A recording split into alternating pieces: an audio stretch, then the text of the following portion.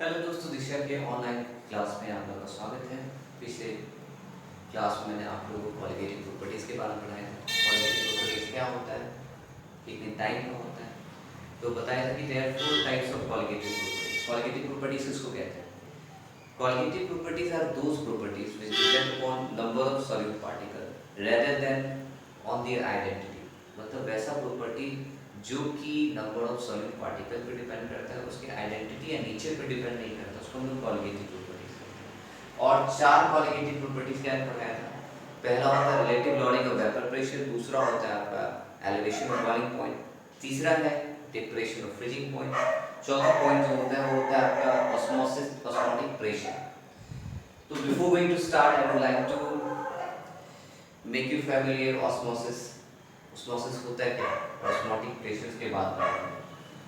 जैसे हम लोग ऑस्मोसिस की बात करते हैं, when we talk about osmosis, ये होता है the passage of solvent from the solution of lower concentration to the solution of higher concentration through semi permeable membrane. जब सॉल्वेंट का मूवमेंट जो होता है वो लोअर कंसंट्रेशन से हायर कंसंट्रेशन की तरफ हो थ्रू सेमी परमेएबल मेम्ब्रेन, उसको हम लोग कहते हैं ऑस्मोसिस।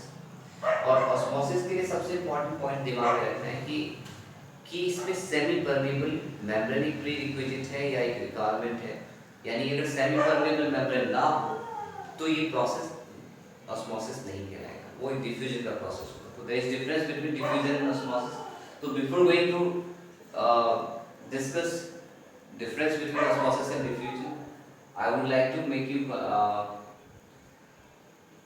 यहाँ पे आप लोगों को मैं बता दे रहा हूँ कि सेमी परमेबल मेम्ब्रेन क्या होता है। जैसे यहाँ पे कि सेमी परमेबल मेम्ब्रेन एक टर्म आया, वो क्या कहलाता है सेमी परमेबल मेम्ब्रेन। ये ऐसा मेम्ब्रेन होता है जो कि सॉल्वेंट पार्टिकल के पैसेज को तो परमेट करता है, लेकिन सॉल्यूट मॉलिक्यूल या मैक्रो मॉलिक्यूल्स के मूवमेंट को रिस्ट्रिक्ट करता है या रोकता है। यानी कि इसमें एक सब माइक्रोस्कोपिक होल्स होता है, वो होल्स इतना छोटा होता है कि इससे बस सॉल्वेंट मॉलिक्यूल पास कर सकता है, लेकिन जो बीकर या लार्ज मॉलिक्यूल है इस पार्टिकल से इससे पास नहीं कर सकता। तो नेचुरल एसपीएम जो होता है दो तरीके का होता है, नेचुरल एसपीएम होता है, सिंथेटिक एसपीएम होता है। यानी कि सेमी परमेबल मेम्ब्रेन जो होता है वो दो तरीके का होता है। एक को हम लोग कहते हैं नेचुरल एसपीएम। नेचुरल एसपीएम इसलिए कहते हैं नेचुरल सेमी परमेबल मेम्ब्रेन इसलिए कहते हैं because these membranes are derived from living organism like animal or plant। क्योंकि हम इसको एनिमल या प्लांट से डिराइव करते हैं, therefore these membranes are known as natural SPM। अब जिसको हम एनिमल से डिराइव करते हैं उसको एनिमल ऑरिजिन SPM कहते हैं, और जिसको हम वेजिटेबल सोर्स से ऑब्टेन करते हैं उसको वेजिटेबल ऑरिजिन SPM कहते हैं। तो कौन कौन सा एनिमल ऑरिजिन का होता है और कौन सा वेजिटेबल ऑरिजिन का होता है। जैसे एनिमल ऑरिजिन का सबसे कॉमन एग्जांपल है पिग्स ब्लैडर। इवन हमारा नेफ्रॉन भी जो है वो एक सेमी परमेबल मेम्ब्रेन की तरह काम करता है। वेजिटेबल ऑरिजिन में होता है पर्समेंट पेपर, जो आउटर कवर होता है ग्राम का या चना का, वो भी आपका जो होता है एसपीएम की तरह काम करता है। सिंथेटिक एसपीएम उसको कहते हैं जिसको हम लोग आर्टिफिशियली लैब में सिंथेसाइज करते हैं, जैसे कॉपर फेरोसाइनाइड, सेलोफेन ट्यूब का कॉमनली यूज हम लोग करते हैं डायलिसिस में, रेनल फेलियर में, जब किडनी फेल हो जाता है तो उसमें सेलोफेन ट्यूब बहुत काम आता है ब्लड को प्यूरिफाई करने के लिए। क्योंकि पहले ही मैंने बताया कि नेफ्रॉन भी जो होता है सेमी परमेबल मेम्ब्रेन होता है जो कि सॉल्वेंट मॉलिक्यूल को तो पास होने देता है, लेकिन जो बिगर या लार्ज मॉलिक्यूल है उसको पास होने नहीं देता। अब क्या है कि अगर हम एसपीएम को ध्यान से देखें तो एसपीएम जो होता है appears to be continuous sheet, यानी देखने से लगता है कि कंटीन्यूअस सीट, बट एक्चुअली ऐसा होता नहीं। अगर हम उसको माइक्रोस्कोप के थ्रू देखें तो हम देख सकते हैं कि इसमें बहुत छोटा छोटा पोर्स होता है, और ये पोर्स जो होता है वो सिलेक्टिवली स्मॉलर मॉलिक्यूल को पास होने देता है, लेकिन जो बिगर मॉलिक्यूल है, जो लार्ज मॉलिक्यूल है, जैसे आपका पॉलीमर हो गया, स्टार्च हो गया, प्रोटीन हो गया, ये सबको वो पास होने नहीं देता। लेकिन हाँ, अगर वाटर है तो वो पास हो जाएगा। तो आपको समझ में आएगा कि सेमी परमेबल मेम्ब्रेन क्या होता है, यानी वैसा मेम्ब्रेन जो कि स्मॉलर मॉलिक्यूल को या सॉलिड मॉलिक्यूल को पास होने देता है, लेकिन बिगर मॉलिक्यूल को पास होने नहीं देता। हेलो, आप लोगों को मैंने बताया था कि ऑस्मोसिस क्या होता है और सेमी परमेबल मेम्ब्रेन क्या होता है। तो now the next point is कि ऑस्मोसिस और डिफ्यूजन के बीच क्या अंतर होता है। जिससे हम लोग कई बार कंफ्यूज हो जाते हैं कि what is osmosis and what is diffusion. तो इसके लिए सबसे पहले मैंने कॉलम बनाया है, एक तरफ ऑस्मोसिस है और एक तरफ डिफ्यूजन है। अब इसमें हमको देखना क्या है कि ऑस्मोसिस क्या होता है और डिफ्यूजन क्या होता है। सबसे पहला कि ऑस्मोसिस का प्रोसेस जो होता है उसके लिए एसपीएम यानी सेमी परमेबल मेम्ब्रेन नीडेड है, रिक्विजिट है, और अगर सेमी परमेबल मेम्ब्रेन नहीं है तो ऑस्मोसिस नहीं होगा। तो ये दिमाग में रखना है कि SPM is needed for osmosis and SPM is not needed for diffusion. ये एक अंतर हो गया। दूसरा ये कि एसपीएम जो होता है केवल सॉल्यूशन में होता है। गैस या लिक्विड गैस की बात करें तो वहाँ पे डिफ्यूजन होगा, ऑस्मोसिस नहीं हो सकता है। ठीक है, तो ये भी अंतर है कि अगर हम गैस का रेफर करें तो we are discussing about diffusion, और अगर हम लिक्विड की बात करेंगे या सॉल्यूशन की बात करेंगे तभी ऑस्मोसिस का कॉन्सेप्ट काम करेगा। तीसरा महत्वपूर्ण पॉइंट जो इम्पोर्टेंट पॉइंट है कि ऑस्मोसिस को हम लोग स्टॉप या रिवर्स कर सकते हैं। कैसे कर सकते हैं कि अगर एक्सेस प्रेशर अप्लाई कर दे तो ऑस्मोसिस को रिवर्स भी किया जाता है, रिवर्स ऑस्मोसिस भी होता है। लेकिन डिफ्यूजन क्या होता है कि एक बार स्टार्ट हो जाता है तो हम उसको स्टॉप नहीं कर सकते, it can not be stopped और रिवर्स्ड। दूसरा पॉइंट कि इसमें केवल सॉल्वेंट मॉलिक्यूल का मूवमेंट होता है, it involves the movement of solvent molecule, लेकिन इसमें सॉल्यूट और सॉल्वेंट दोनों का मूवमेंट होता है। दूसरी बात कि जब ऑस्मोसिस को डिफाइन करते हैं तो कहते हैं कि it involves the passage of solvent from lower concentration to the higher concentration through semi permeable membrane, यानी कि जब सॉल्वेंट मॉलिक्यूल का मूवमेंट जब सॉल्वेंट मॉलिक्यूल का मूवमेंट जो होता है वो लोअर कंसंट्रेशन से हायर कंसंट्रेशन के थ्रू होता है, सेमी परमीबल मेम्ब्रेन के थ्रू, तो वो कहलाता है आपका ऑस्मोसिस। डिफ्यूजन क्या होता है कि ये हायर टू लोअर होता है, तो ये एक डिफरेंस हो गया। तो पहला आपका डिफरेंस ये हो गया कि ऑस्मोसिस में सेमी परमीबल मेम्ब्रेन नीडेड होता है, जबकि डिफ्यूजन में सेमी परमीबल मेम्ब्रेन की ज़रूरत नहीं होती। दूसरी बात, ऑस्मोसिस केवल सॉल्यूशन में होता है, जबकि डिफ्यूजन लिक्विड और गैस दोनों में हो सकता है। तीसरा कि इसको हम रिवर्स भी कर सकते हैं, स्टॉप भी कर सकते हैं, लेकिन डिफ्यूजन को एक बार स्टार्ट कर दे तो फिर उसको स्टॉप या रिवर्स नहीं किया जा सकता। चौथा कि इसमें ऑस्मोसिस के प्रोसेस में केवल सॉल्वेंट का मॉलिक्यूल का मूवमेंट होता है, जबकि डिफ्यूजन के प्रोसेस में सॉल्यूट और सॉल्वेंट दोनों का मूवमेंट होता है। इसमें एक चीज़ और दिमाग में रखना है कि जो सॉल्वेंट का मूवमेंट होगा वो लोअर टू हायर होगा, जबकि इसमें हायर टू लोअर होता है।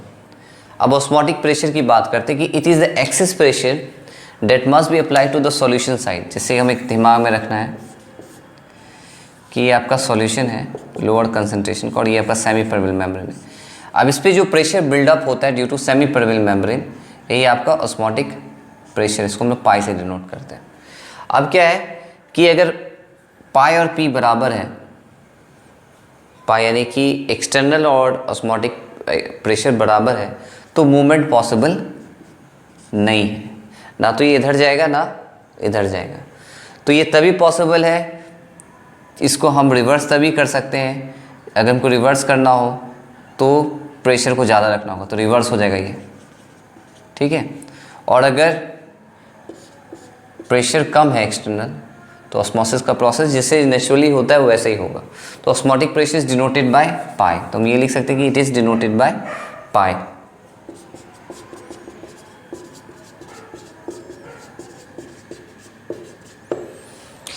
ये कॉलिगेटिव प्रॉपर्टी होता है। कॉलिगेटिव प्रॉपर्टी का अर्थ ये हुआ कि ये नंबर ऑफ पार्टिकल्स पे डिपेंड करता है, उसके आइडेंटिटी या नेचर पे डिपेंड नहीं करता है। तो हम लिख सकते हैं कि osmotic pressure is a colligative property, it is a colligative property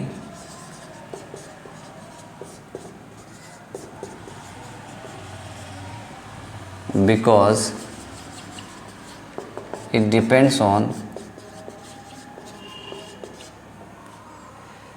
number of particles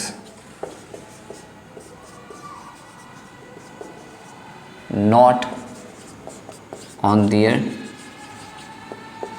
nature और आइडेंटिटी, ठीक है। अब इसका एक्सप्रेशन होता है पाई भी इक्वल टू NRT। अब ये पे कौन कौन से टर्म क्या दिखा रहा है, पाई आपका ऑस्मोटिक प्रेशर है, V आपका वॉल्यूम है,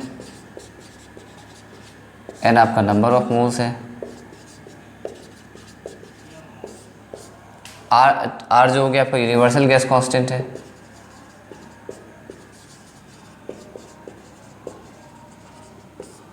T आपका टेम्परेचर है,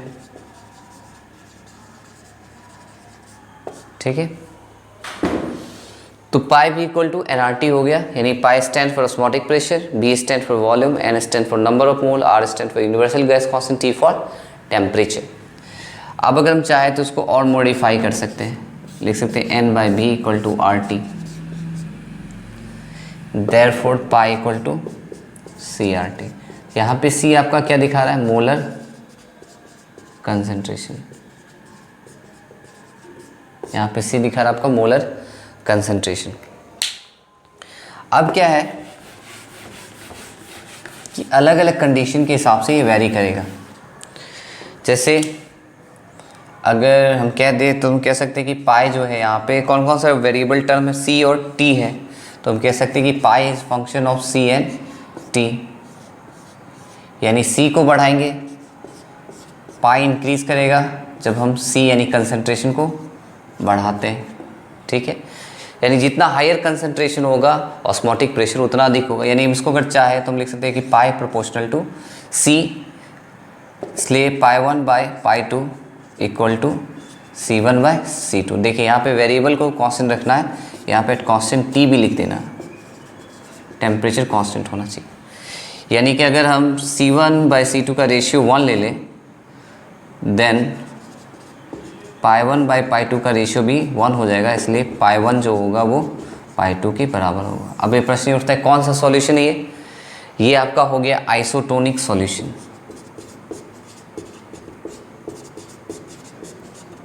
ठीक है। तो अगर पूछे what do you mean by isotonic solution, तो कह सकते हैं कि a solution having same osmotic pressure at A given temperature is called isotonic solution. यानी वैसा सॉल्यूशन जिसका सेम ऑस्मोटिक प्रेशर होता है उसको हम लोग आइसोटोनिक सॉल्यूशन कहते हैं।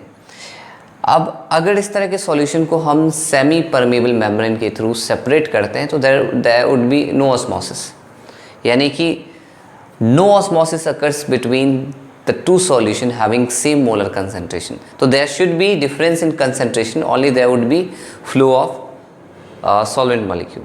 तो अगर दो solution है, ये आपका मान लो SPM है और ये C1 है और C2 है, C1 और C2 अगर बराबर है तो ये मूवमेंट पॉसिबल फिजिबल नहीं है ना। तो इस तरह का अगर सॉल्यूशन हो गया तो आपको कहलाएगा ये आइसोटोनिक सॉल्यूशन।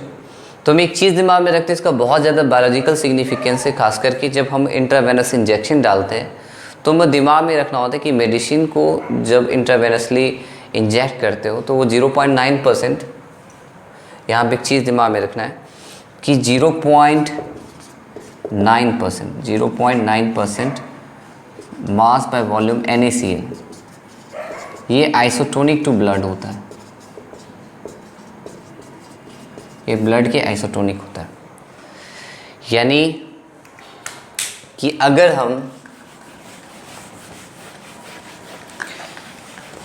हम इसको ध्यान में रखें, इंजेक्ट नहीं करते तो क्या क्या इम्प्लीकेशंस हो सकता है देख सकते हैं। जैसे आपका ये RBC है, रेड ब्लड कार्पुकल्स या red blood cell. Red blood cell का कोई रेगुलर शेप नहीं होता, हम इरेगुलरली कैसे भी ड्रॉ कर सकते हैं। ये एक सेमेटिक डायग्राम है, ये आपका 0.9% NaCl है, ये आपका आइसोटोनिक है। आइसोटोनिक है तो यहाँ पे एक चीज़ दिमाग में रखना है, पहले ही बताया कि आइसोटोनिक सॉल्यूशन है तो मूवमेंट नहीं होगा, यानी इस पर कोई इफेक्ट नहीं होगा। लेकिन यही RBC को अगर हम 1% NaCl पे रखते हैं तो हम देखते हैं यहाँ पे C1, अगर इसका कंसंट्रेशन C1 ले लें, इसका कंसंट्रेशन C2 ले लें, यानी C1 ग्रेटर देन C2 है, यानी पाई1 ग्रेटर देन पाई2 होगा। तो उस केस में क्या होता है, पहले बताया कि जो मूवमेंट होता है सॉल्वेंट मॉलिक्यूल का फ्रॉम लोअर टू हायर होता है। तो क्योंकि C1 हायर है, ये हायर है और ये लोअर है, तो मूवमेंट ऐसे होगा, यानी ये साइज में क्या हो जाएगा, श्रिंक हो जाएगा, श्रिंकिंग ऑफ RBC। इसका एक सिंपल सा एग्जांपल हम लोग डेली लाइफ में भी देखते हैं, जो अचार बनाते हैं उसमें भी ऑस्मोसिस होता है, और वो ऑस्मोसिस कहलाता है, इस पर्टिकुलर नाम हम देते हैं क्योंकि यह मूवमेंट बाहर की तरफ हो रहा है तो इसका नाम होता है एक्सो ऑस्मोसिस। ये हो गया आपका exo osmosis. Exo stand for outer, यानी बाहर की तरफ। तो यहाँ पे पहले बताया कि लोअर टू हायर होगा, लोअर टू हायर, है ना। तो यहाँ पे अगर C1 ज़्यादा है, हायर कंसंट्रेशन है, और ये लोअर कंसंट्रेशन, तो लोअर टू हायर होगा, तो ये बाहर की तरफ होगा।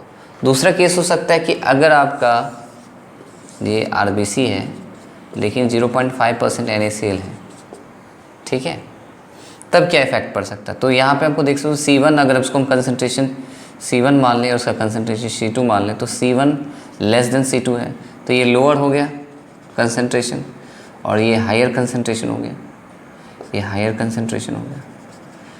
अब क्या होगा इफेक्ट इसका कि ये अंदर की तरफ होगा, यानी इसको कहेंगे हम लोग इंडोऑस्मोसिस। तो ये स्वेल कर जाएगा साइज में, ये हो जाएगा आपका स्वेल।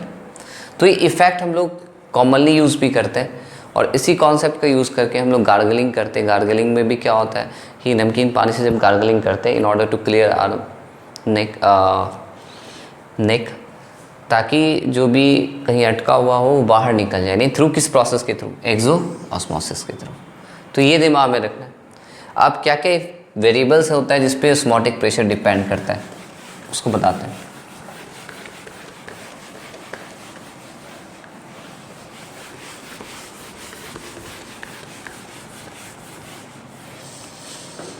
जैसे हम लोग जाने कि पाई जो होता है, पाई इक्वल टू nRT/V, ये आपका न्यूमरेटर है और ये आपका डिनोमिनेटर है। तो कौन कौन सा टर्म होगा, जैसे कि व्हाट हैपेंस, लिख दे कि what happens to osmotic pressure, what happens to osmotic pressure,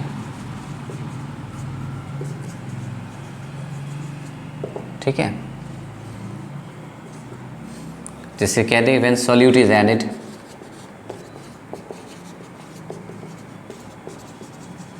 अब इसमें देखना है कि सॉल्यूट ऐड करें मतलब हम लोग क्या करें, n को इंक्रीज़ करें। तो यहाँ पे क्योंकि n जो है ऊपर है तो पाई भी क्या होगा, इंक्रीज़ करेगा। यानी यहाँ पे आंसर क्या होगा शॉर्ट में, ऑस्मोटिक प्रेशर इंक्रीजेस। क्या हो गया, ऑस्मोटिक प्रेशर बढ़ जाएगा। दूसरा है कि व्हेन टेम्परेचर इज रेज्ड,